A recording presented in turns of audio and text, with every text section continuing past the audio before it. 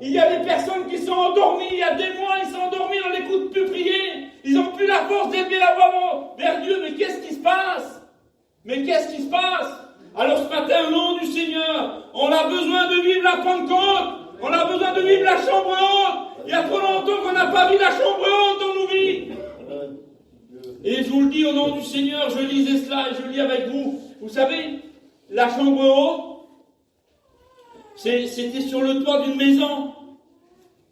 Sur le toit d'une maison, c'était la chambre haute ou la chambre supérieure. C'est quelque chose de plus haut. Ça veut dire ça, chambre haute. C'est pas chambre d'hôte, hein. C'est pas une hôtel où on rentre, où il y a pour dormir un lit. Mais il y avait des chambres hautes comme ça, mais je voudrais vous parler du sens au temps de la Bible. C'était une maison et au-dessus il y avait un toit plat qui était certainement fermé. Et puis ça, c'était une chambre haute, on appelait ça. Et ça servait à que les anciens viennent, qui montent en haut, et ensemble, qu'ils ont des conversations intimes, des choses à régler. Alors ils montaient dans la chambre haute. Mais aussi, ça servait à monter là-haut et à prier le Seigneur. Et ça, c'était la chambre haute. Il y a la maison, mais il y a la chambre haute. Et puis je lisais ça, et puis je disais dans mon cœur, Seigneur, il y a combien de temps que je n'ai pas monté dans la chambre haute? Seigneur, il y a combien de temps que je suis dans la maison, dans mon confort, dans mes affaires? Et puis Seigneur, dans la chambre haute, là, il y a combien de temps que je n'ai pas rentré? Il y a combien de temps que tu n'as pas monté dans la chambre haute? Je pose la question ce matin. Et puis tu as levé ta main, tu as dit, Seigneur, je veux être béni ce matin. Alors je te pose la question, sois vrai, mon Dieu. Il y a combien de temps que tu n'as pas monté dans la chambre haute? Il y a combien de temps que tu n'as pas été en haut, là? Et puis, Seigneur, et puis on est toujours dans notre confort, dans la maison. Mais ce matin, que Dieu fasse ensemble, c'est ce que je veux, c'est mon désir ce matin. Qu'on monte et qu'on monte dans la chambre haute. Gloire à Dieu. Gloire à Dieu. Je prends un homme en exemple. Et puis c'est ça que je veux vous parler ce matin. Je voudrais tout le monde ce matin. Vous avez vu la petite vague qui a eu de l'esprit dans... Enfin, c'est pas une petite vague, c'est quelque chose d'important.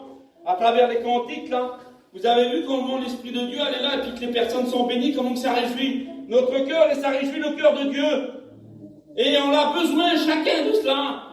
Il ne faut pas que c'est toujours les mêmes qui sont bénis. Il ne faut pas que c'est toujours les mêmes qui parlent en langue. Tu as besoin d'être renouvelé du Saint-Esprit ce matin. Et ça, on a besoin de vivre la Pentecôte, on a besoin de vivre la chambre haute pour ça. Alors la Bible dit ça. Et vous connaissez l'histoire mieux que moi peut-être. C'est dans Daniel 6. Daniel, il était déporté à Babylone, il était en captivité, et puis il était au service du roi. Et dans le cœur de Daniel, c'était un homme droit, un homme inté, un homme qui servait Dieu dans la prière. Et on a été jaloux de Daniel, on a été jaloux de Daniel. Et puis il y a des hommes qui sont venus vers le roi, et puis ils voulaient arrêter Daniel de faire l'œuvre de Dieu. Et puis ils ont proposé quelque chose au roi. On va dire, on va faire un décret, une loi, que pendant 1 mois, 30 jours, personne n'aura le droit de prier d'autres dieux que toi. Il fallait adorer un homme et puis prier Dieu. Et puis, on a venu vers Daniel, puis on a dit, Daniel, il faut prier le roi, il ne faut plus prier ton Dieu. Pendant 30 jours. Imaginez-vous un homme de prière, quelqu'un qui aime prier, quelqu'un qui est là dans la présence de Dieu, qui dans sa prière, qui monte au ciel. Parce que Daniel, c'était comme ça. C'était un homme, et c'est ma pensée, mais je suis sûr que lorsqu'il priait, il montait au ciel avec sa prière. Parce que c'était un homme de prière. Il priait le matin 3 fois par jour, la Bible dit. Il priait 3 fois par jour. Et puis quand on a venu vers lui, on a dit, Daniel, t'es interdit de prier. Alors vous savez ce qu'il a fait, Daniel? Il a été touché dans son cœur. Mais la Bible nous dit qu'il est monté dans la chambre supérieure. Seigneur, il a été atteint par quelque chose de dur. On a voulu l'arrêter, puis je ne sais pas c'est quoi qui veut t'arrêter ce matin. Il y a des choses qui t'ont arrêté, puis aujourd'hui, là, tu es arrêté. Et des fois, vous savez, on croit qu'on avance, mais on est arrêté. Et ça, il faut le comprendre que lorsqu'on l'a arrêté, c'est un danger pour nous. Alors, au nom du Seigneur, ce matin, il faut redémarrer avec Dieu. Tu peux redémarrer avec lui. Alors, vous savez ce qu'il a fait, Daniel? Il n'a pas changé son habitude. Il a monté, la Bible dit, dans la chambre supérieure, dans la haute, là, dans la chambre haute. Et la Bible dit comme ça qu'il s'est tourné vers la fenêtre, direction de Jérusalem. Et il n'a pas arrêté. Écoutez, il s'est mis à genoux, et puis il a prié son Dieu. Il a prié, qu'importe le problème. Pour lui, c'était la mort. S'il priait, c'était la mort. Et qu'importe la mort. Il savait en qui il avait cru, lui. Il savait qui il servait. Il savait ce qui l'attendait. Et un chrétien, une chrétienne, il sait ce qui l'attend. Il sait ce qui l'attend. Vous savez ce qui nous attend à nous. Est-ce que vous savez ce qui nous attend? Amen. Il nous attend vers le paradis de Dieu. Il nous attend le ciel, les choses les plus merveilleuses qui peuvent exister. Ça nous attend. Et Daniel savait ce qui l'attendait. Alors Daniel, il a pris la résolution. Il a dit, qu'importe le problème. Qu'importe ce qui va m'arriver. Mais je vais tourner mes regards vers Dieu. Ce matin, qu'importe ce qui va nous arriver. On ne sait pas ce qui peut nous arriver demain. Mais que Dieu fasse que nos regards sont sur Jésus. Amen. Amen. Et lorsqu'il est là, Daniel, il est là, il est en train de prier. Et puis il était un petit peu on le regardait, on le suivait, on attendait, on regardait ses gestes et ses faits pour voir s'il allait prier. C'était une embuscade pour lui. Et on l'a vu prier. On l'a vu prier. Les hommes qui étaient là, ils l'ont vu prier. Un chrétien, ça se voit, mes frères et sœurs. Un chrétien, ça se remarque. Que Dieu fasse que nous soyons remarqués. Non seulement des hommes, mais de Dieu. Et la Bible dit ceci, que Daniel, il est là. Et on va prendre Daniel. On l'a surpris, on l'a vu, et il a prié, c'est un chrétien. Il n'avait pas le droit, il n'avait pas le droit de prier, alors on va le prendre. Et puis on va l'amener vers le roi. Puis on va dire au roi, Daniel, il n'a pas suivi ton conseil. Alors c'était écrit qu'il fallait le prendre et le jeter dans la fosse aux lions. Alors on l'a pris Daniel. Le roi était touché dans son cœur parce qu'il savait que Daniel c'était un homme droit, un homme de Dieu. Mais c'était une loi immuable, on ne pouvait pas la changer, c'était le roi qui l'avait dit. Alors on a pris Daniel et puis on l'a jeté dans la fosse aux lions. Et le roi, il n'a pas pu dormir. Le roi, il n'a pas pu dormir. Dans la nuit, il n'a pas pu dormir. Il attendait le petit jour. Et il est venu, il s'est levé, le roi. Puis il est venu vers la fosse aux lions. Et puis il a dit ces mots-là. Il a dit, Daniel, ton Dieu que tu sers avec persévérance, t'a-t-il gardé des lions? Et Daniel va répondre, Seigneur, de la fosse aux lions, il répond. Même si on est dans la fosse, que c'est beau, Seigneur, je pense à ça. Même si on est dans la fosse entouré des lions. Daniel, il avait la persévérance. Le roi, il a reconnu, il a dit, Daniel, le Dieu que tu sers avec persévérance, est-ce qu'il t'est gardé des lions? Il a dit ceci, Daniel, sa voix se fit entendre. Il a dit ces mots-là. Il a dit, le Dieu que je sers a fermé la gueule des lions. Quelle bonté, Seigneur. Même si on est dans la fosse aux lions. Parce que Daniel, avant d'être dans la fosse là-bas, il était dans la chambre haute. Et celui qui est dans la chambre haute, Dieu le garde dans la fosse aux lions. Mais pour ça, il faut être dans la chambre haute avant. Pourquoi tu es debout, ma soeur? Pourquoi tu es debout ce matin-là? Pourquoi tu es à la réunion? Pourquoi tu pries? Et puis quand tu regardes, tu dis, Seigneur, il n'y a rien qui va alors. Seigneur, tu m'as écroulé, je suis dans la fosse aux lions. Oui, mais tu as été.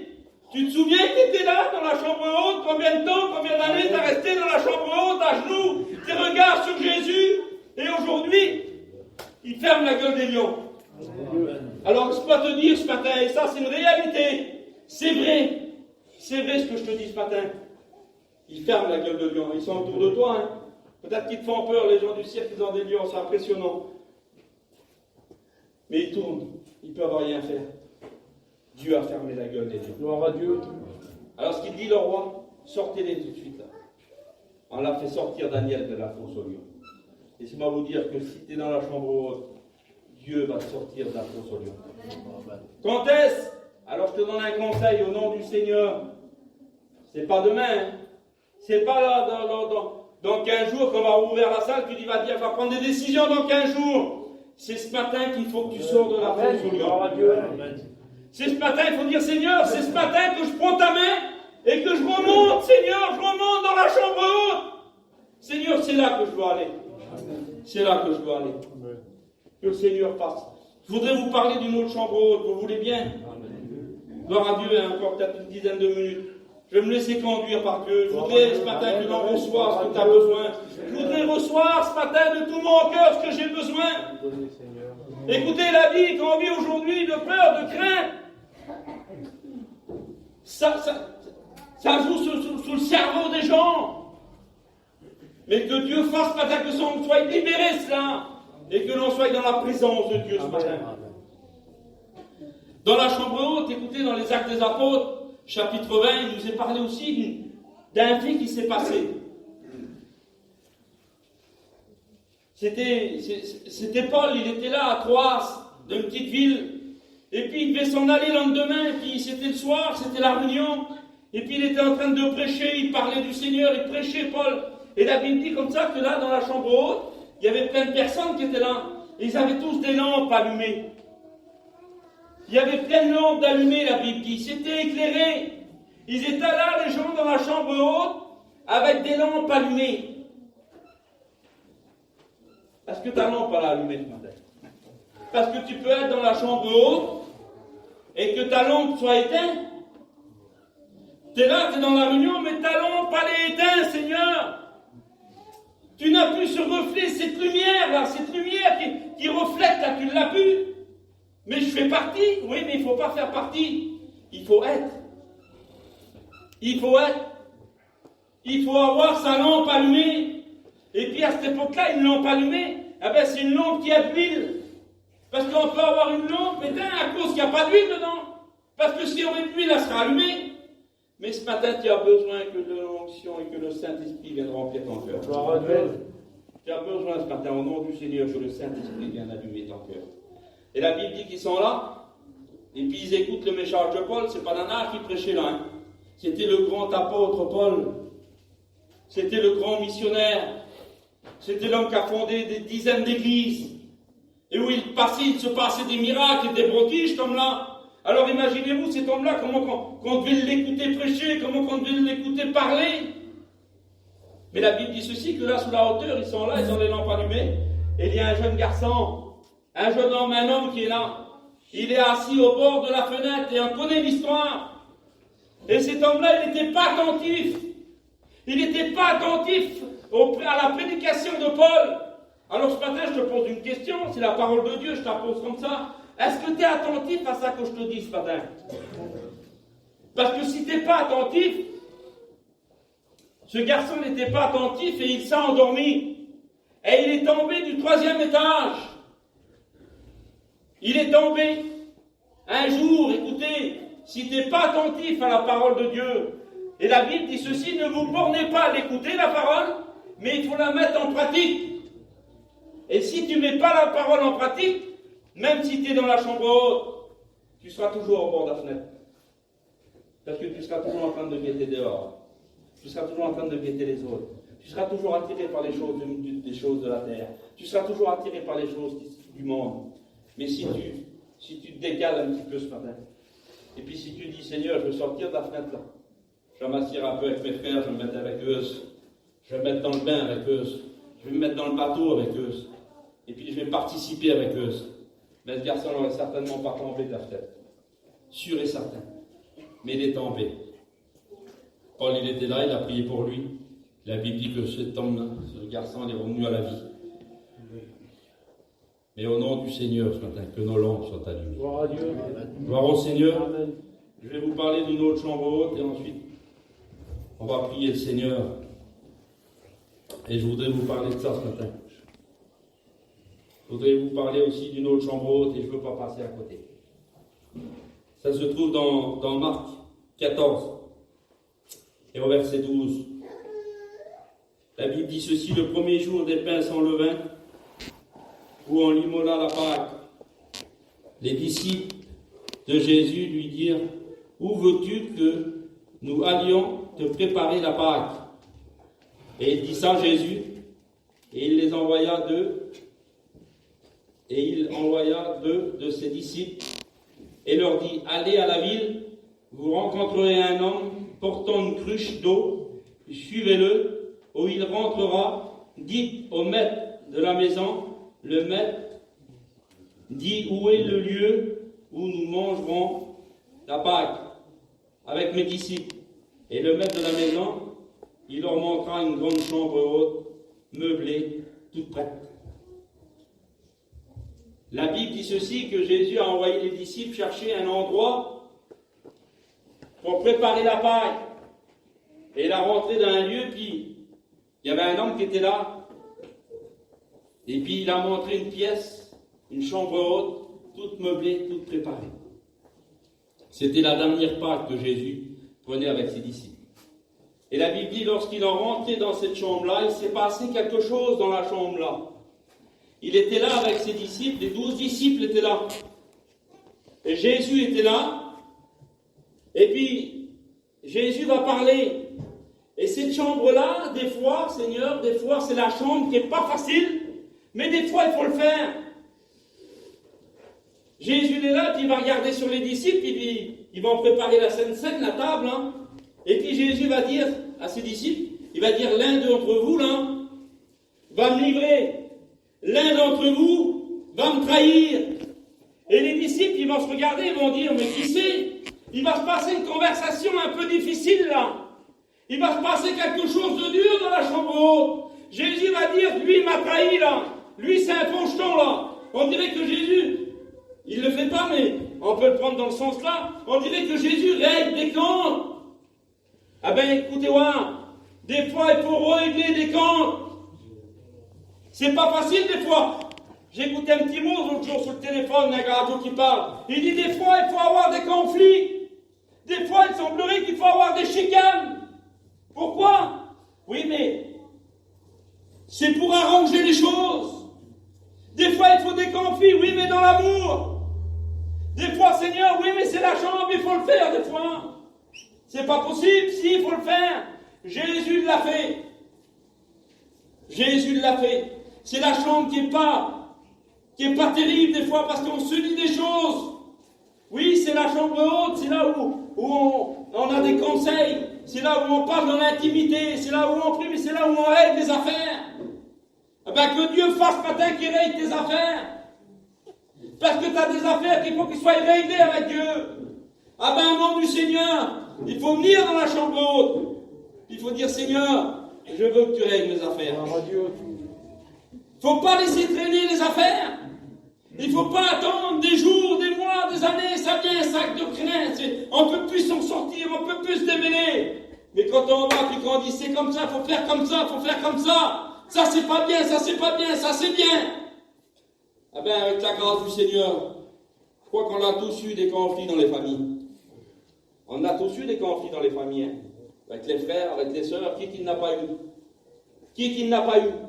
Je voudrais bien savoir qui n'a pas eu, moi. Ben, avec la grâce du Seigneur, lorsqu'on a des conflits, ben, on est prêt à avouer et puis à dire les choses comme ils sont. Ben, après, quand on est des chrétiens, ça s'arrange. Et après, quand on a sorti, ben, on est libéré. Seigneur, j'ai descendu de la chambre. Seigneur, comment ça s'est bien passé? Oui, mais parce qu'avec les disciples, il y avait Jésus qui était là. Il y avait Jésus qui était là avec les disciples. Alors ce matin, Seigneur, je veux rentrer dans la chambre haute. Oui, parce que toi qui y es. Et c'est toi qui vas nous donner des conseils ce matin. Gloire au Seigneur. Alors je termine avec cette parole que j'ai sur mon cœur, que Dieu fasse que c'est comme ça ce matin. Et je ne voudrais pas me presser pour vous citer ce beau passage de la Bible. Je voudrais vous parler de la chambre haute. Et je voudrais ce matin que Dieu fasse qu'on réalise dans nos cœurs qu'on en a besoin. Qu'on en a besoin ce matin. Écoute, on a besoin. C'est dans les Actes des Apôtres, chapitre 2. Il est dit ceci. Le jour de la Pentecôte, ils étaient tous ensemble dans le même lieu. Amen. Écoutez, on est ensemble dans le même lieu ce matin. Hein, vous n'êtes pas dehors, on est ensemble, on est là. Ils étaient là et puis il y avait tous les disciples qui étaient là. Il y avait tous les disciples qui étaient là. Il y avait les femmes qui étaient là. La Bible dit qu'ils étaient environ 120 personnes dans ce lieu-là. Mais ils étaient ensemble d'un commun accord. Et ils attendaient quelque chose. Ils étaient là ensemble dans le même lieu. Et ils attendaient quelque chose ensemble. Seigneur, est-ce qu'on attend quelque chose ensemble ce matin? Est-ce que tu attends quelque chose de particulier ce matin? Ils étaient là, ils attendaient quelque chose. Jésus avait fait une promesse. Il avait dit, quand je m'en vais, je vous enverrai le Consolateur, l'Esprit Saint. Il vous conduira dans toute la vérité. Jésus était parti et là, ils attendaient. Ils attendaient quelque chose que Dieu fasse dans ton cœur ce matin, que tu dis, Seigneur, j'attends quelque chose. Seigneur, je veux recevoir quelque chose. Quoi? Seigneur, je veux recevoir un renouveau dans mon cœur ce matin. Seigneur, je veux un renouveau. Tu as besoin d'un renouveau. Alors la Bible dit qu'ils étaient là. Ils étaient tous ensemble. D'un commun accord.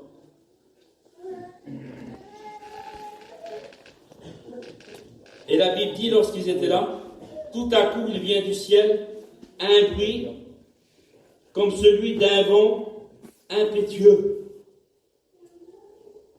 Vous savez, un vent impétueux, je regardais le mot, il y a des mots qu'on ne sait pas, nous en presse, on dit des mots, on ne sait même pas ce que ça veut dire.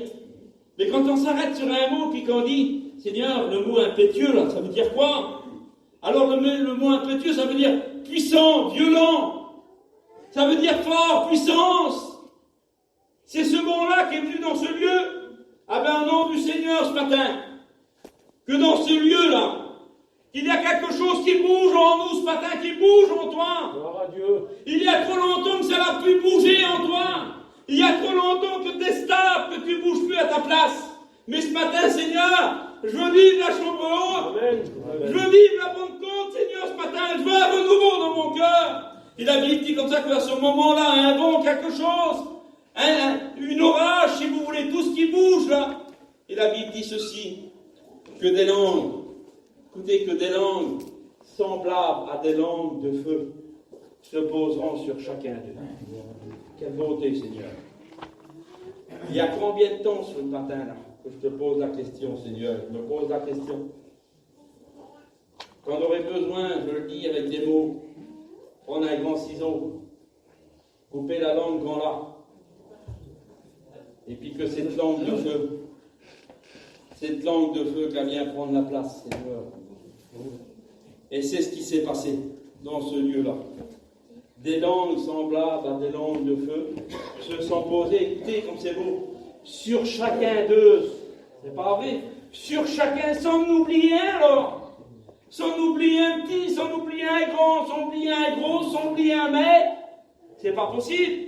Sans oublier celui qui chante bien, celui qui chante pas bien, celui qui prie bien, celui qui prie pas bien.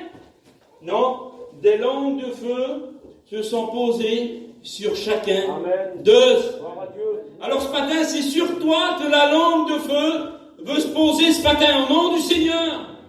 C'est sur toi, c'est sur ta copine à côté, c'est sur ton copain, sur ton voisin, sur ton fils, sur ta fille, sur ton père, sur ta mère. C'est des langues de feu, ils veulent se poser sur toi. Pourquoi? Parce que Dieu veut entendre ta prière ce matin. Et vous savez ce qui s'est passé? Ils se mirent à parler en langue.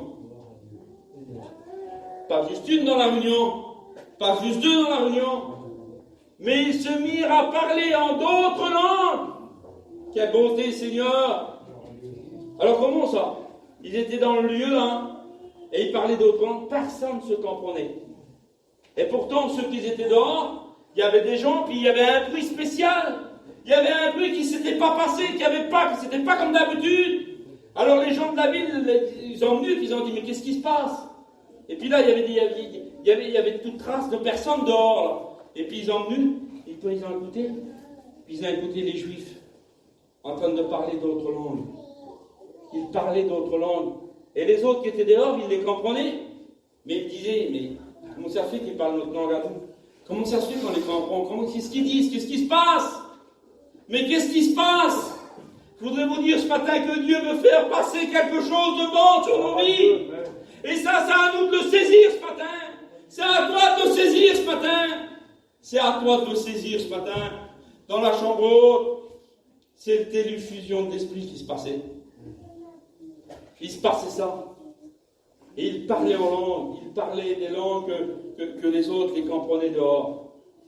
Et la Bible dit qu'il racontait à Dieu, écoutez, des merveilles. Il disait des merveilles à Dieu. Des choses qu'il ne pouvait pas comprendre, mais c'était quelque chose de surnaturel, quelque chose de spécial. Et la Bible dit ceci, que dans la chambre haute, là, c'était comme un feu qu'il y avait là. Comment que la présence de Dieu a relevé les chrétiens et les chrétiennes.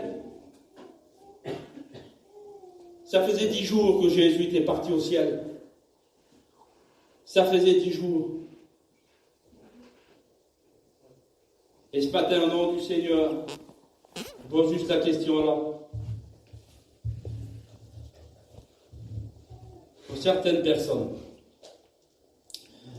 on dirait que Jésus il est parti et puis qu'il n'est plus jamais revenu dans nos cœurs. On dirait qu'il est parti et qu'il ne vient plus alors. Il est parti puis il ne vient plus me bénir. Il est parti, il n'a plus les regards sur moi. Il est parti, il ne me parle plus. Seigneur, il est parti, il ne m'entend plus alors. Il n'entend plus ma prière, il est parti, il est où? Mais Jésus a dit ces mots-là. Je ne vous laisserai pas orphelins. Je vous enverrai le Consolateur, l'Esprit Saint. Et ce matin, Dieu le sait, le Saint-Esprit, il est là ce matin. Jésus est là ce matin. Il n'est pas parti pour ne jamais le ressentir. La Bible dit qu'il a dit, je m'en vais, mais je serai avec vous, il a dit aux disciples, tous les jours de votre vie, jusqu'à la fin du monde.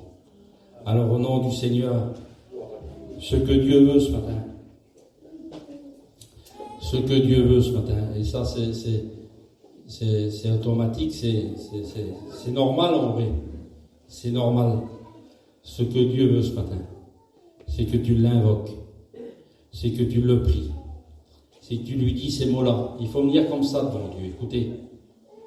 Il faut venir comme ça devant Dieu. Il faut dire, Seigneur, je viens et je veux que tu me remplisses ce matin. Seigneur, je viens devant toi et je veux ce matin, Seigneur, vive la chambre haute, vive la Pentecôte. Seigneur, je veux ça ce matin. Alors écoutez, je ne vais pas aller plus loin. Il faudrait qu'on coupe les fronts. Ensemble. Parce que c'était ensemble qu'ils étaient dans la chambre haute. Il n'y avait pas juste les pasteurs, il n'y avait pas les 12 pasteurs juste. Il y avait les femmes, il y avait les frères de Jésus, il y avait sa mère, ses sœurs. Et que Dieu fasse ce matin, au nom du Seigneur, que Dieu puisse venir ce matin, au nom de Jésus, et remplir ton cœur. Dieu veut te toucher ce matin. Dieu veut te donner un nouveau départ. Et on a besoin de ressentir ce matin, au nom de Jésus, ce renouveau. Ma sœur, tu as besoin de ressentir ce renouveau ce matin. Mon frère, tu as besoin ce matin de ressentir que Dieu veut te donner un renouveau ce matin. Il faut dire, Seigneur, je veux monter sur la chambre haute. Il y aurait plein de choses à dire sur la chambre haute. Il y aurait plein de choses à dire. Mais le plus important ce matin, c'est que tu comprennes que Dieu veut que tu montes dans la chambre haute. Alors on prie le Seigneur ensemble. On prie le Seigneur ensemble. Je veux prier le Seigneur avec vous. Je veux que Dieu vienne ce matin. C'est mon désir. Même si on dépasse de 10 minutes, d'un quart d'heure la réunion, même si on finit à 12h15, c'est pas important. Ça sera important pour Dieu. Je voudrais que tu recherches ce matin la présence de Dieu. Je voudrais que tu rentres ce matin, que tu ouvres la porte. Il y a combien de temps que tu n'as pas mis la clé dans la serrure pour monter dans la chambre haute? Il y a combien de temps que tu n'as pas mis la clé dedans? Elle est peut-être rouillée, la serrure, tout le monde qui a longtemps que tu n'as pas été à la chambre haute. Mais au nom du Seigneur ce matin, avec la grâce de Dieu, et puis écoute, je te le dis ce matin, au nom du Seigneur, c'est pas une petite prière simple dans ton cœur que tu n'écoutes pas là. Puis c'est pas en disant, vous avez vu, des fois il a dit, sois béni Seigneur, sois béni que ça, non.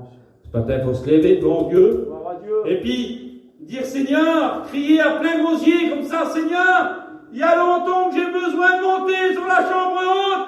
Alors Seigneur, ce matin je me lève, et puis je crie de tout mon cœur. Alors je me mets devant toi Seigneur, j'ouvre mon cœur, tu connais Seigneur, j'ai besoin de monter dans la chambre haute. J'ai besoin de me mettre à genoux ce matin. J'ai besoin de tourner mes regards vers Jérusalem. Chante-le ce matin. Seigneur, je te rends gloire et grâce